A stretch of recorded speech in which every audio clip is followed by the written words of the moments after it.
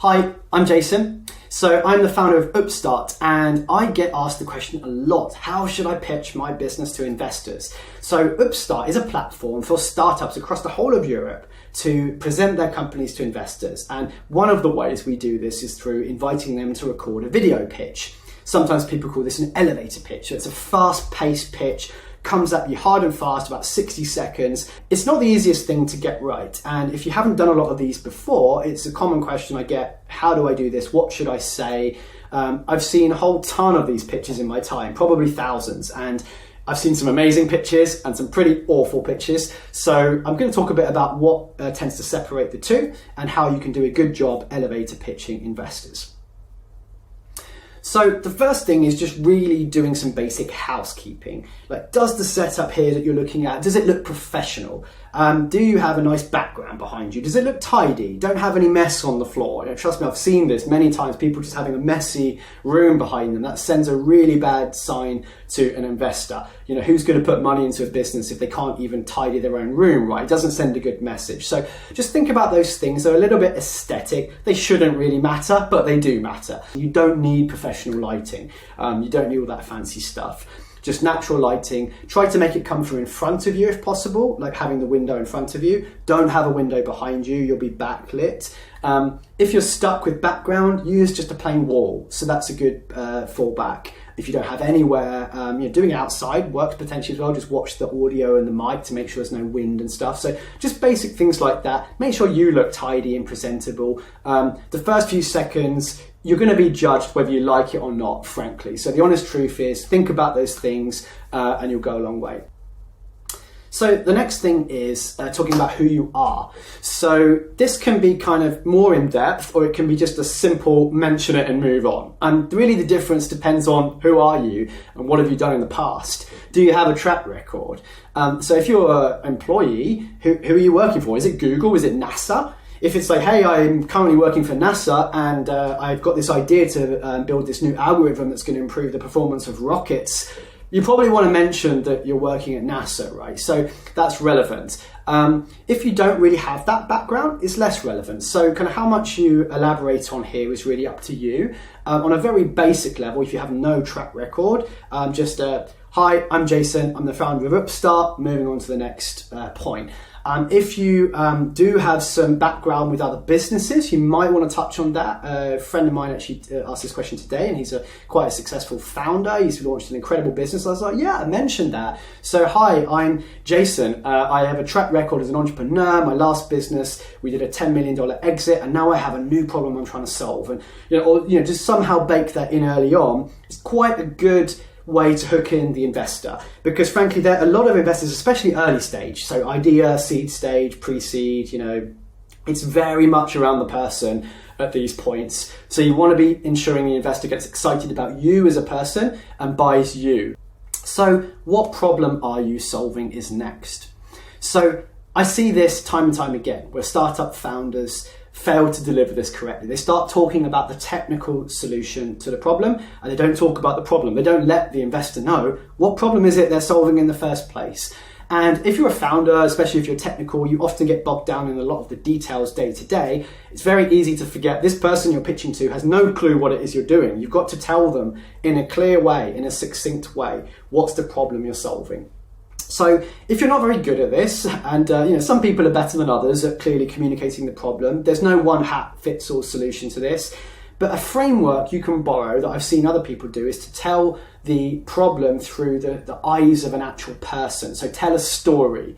So whenever I've seen founders do this, it generally is successful. I've very rarely seen an entrepreneur deliver this kind of pitch with a storytelling approach, with a persona, and fail to understand what they do. I think it's a very clear way of explaining the problem. So take an example with UPPSTART in terms of what we do. I would explain, imagine Sally. Sally is an entrepreneur. She's trying to raise capital for her startup at seed stage, and she's struggling because she's got so much to do, and it's really time consuming reaching out to investors. She's getting a lot of no's. It's very deflating. Whilst all the time she's trying to manage the team and everything else. It's also difficult because she doesn't have much of a network, and she has to spend even more time building that network and going to events and building that network. And so she has this problem. How do I raise this money? So when I explain it in that way, you can instantly sort of connect to, I get it, this is a person. This person is called Sally, and I get her problem, and I understand Sally. So that's quite a good way to explain the problem using a real person.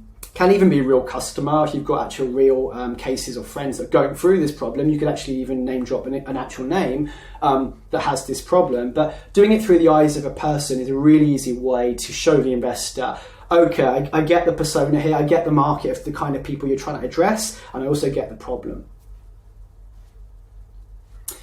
Okay, so how are you solving the problem? That's obviously very big thing to mention, and probably the most important part of the pitch, actually, because by this point the investor knows, okay, we see you, we get you, you seem solid, we're still listening, you've explained the problem, I get the problem, yeah, I get Sally, yeah, I know loads of Sallys that have this problem. So how are you going to solve it? That's the $1 trillion question, right? So this is quite important to get across well, because this is kind of where it can just suddenly go like this and just fall flat, right? Because you could just kind of say something to the investor's like, okay, I got the problem, but just don't buy into how you're solving it.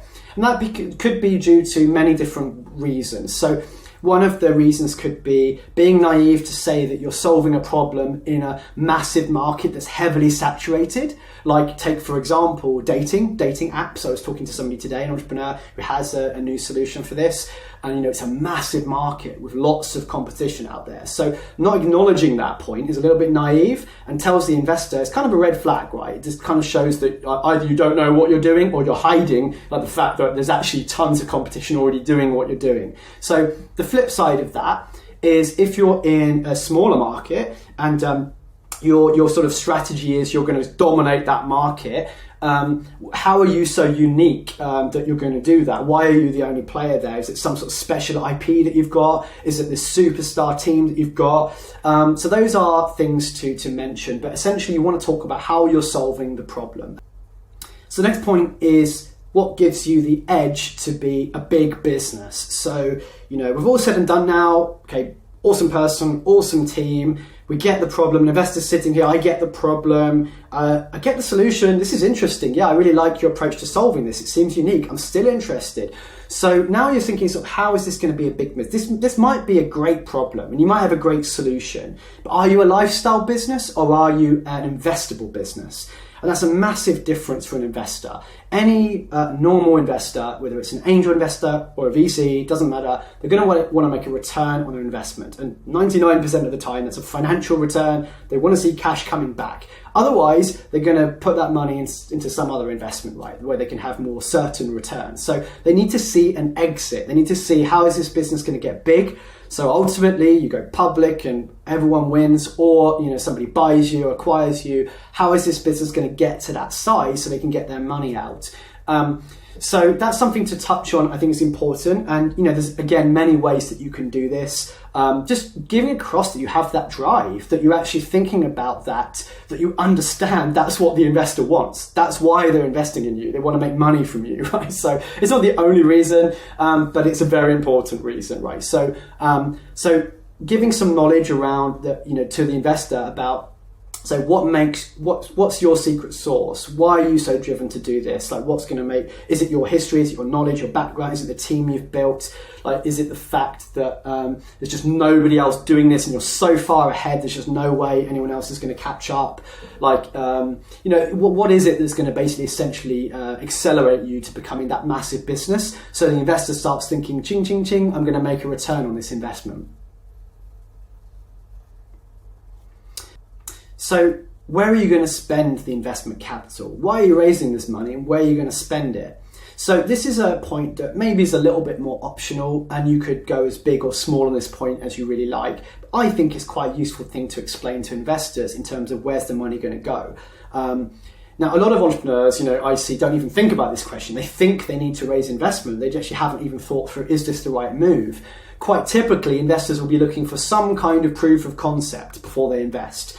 If you're lucky, you'll find investors that will go a bit earlier, invest in an idea. If you're a very strong entrepreneur, have a strong team, seem very driven to succeed, you might be lucky enough to raise investment before having any traction at all. Typically speaking, investors are looking for traction. So, explaining what it is that you're going to spend the money on versus why wouldn't you just do this without the investment and just bring customers in and use that revenue, right? So is it a speed thing? Do you need to move very quickly before there are other competitors coming in, closing in on the market? So is there a reason for that? Can be useful to touch on that point, just so investors know.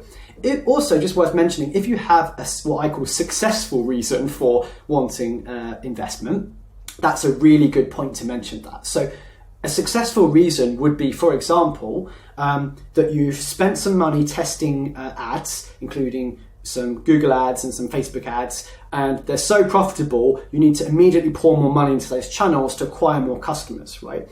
Or that you have invested a bit of ad spend and you've noticed the lifetime value is super high, but you need more capital in order to capture those customers to fulfill the lifetime value expectations, or something along those lines. I would consider as successful reasons for, they're good problems to have. Like needing the money is a good problem to have. So that's somewhere where you would definitely want to highlight that point. Similarly, if you're growing so quickly, you've got so much demand from customers that you are expanding your team or needing to expand in a new market, or those are quite successful problems to have, good problems to have. So I would mention those points. So the last point is just simply a call to action. No kind of advert would be good if it didn't have a call to action at the end. So it's always good to end with what next? What should the investor do now? Well, in this particular case, if you're approved into Upstart and you're pitching at Upstart, it's come and visit my Upstart hot list profile and you can contact me directly through that page, and I'll be live at the event coming up, so you can interact with me in person if you like, or something like that. So just ending with a call to action on sort of how to contact you, or what the next step is for the investor if they're interested, is a good idea. Good luck, hope it goes well, and hope these tips have been helpful. Let me know in the comments.